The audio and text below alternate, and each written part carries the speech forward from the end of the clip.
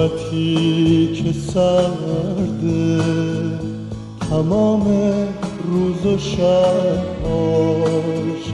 غریب از من و ما، عشق من عاشقم باش، عشق من عاشقم باش، که تن به شب نبازم، با غربت من بساز تا با خودم بسازم.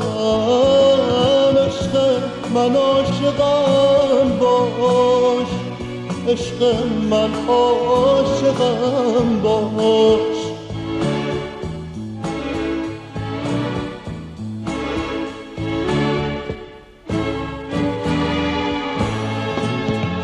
تو خواب عاشقان رو تعبیر تازه کردی، کهنه حدیث عشق رو تفسیر تازه کردی.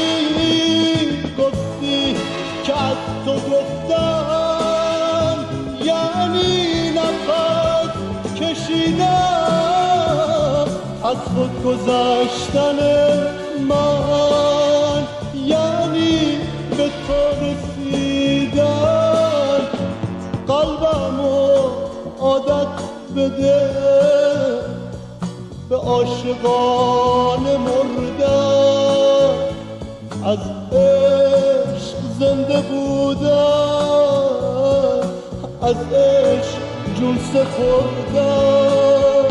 وقتی که حق عشق زجه احتیاج، سر جنون سلامت که بهترین علاجه. عشق من عاشقم باش، عشق من عاشقم باش، عشق من عاشقم باش، عشق من عاشقم باش.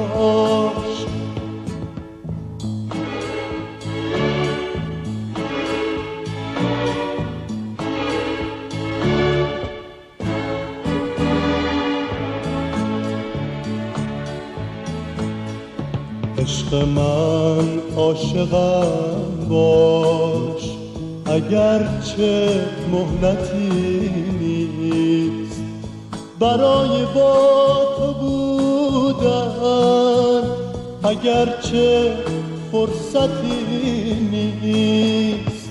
عشق من عاشقم باش، نذار بیفتم از پا، بمون با من که بی تو نمیرسم به فردا.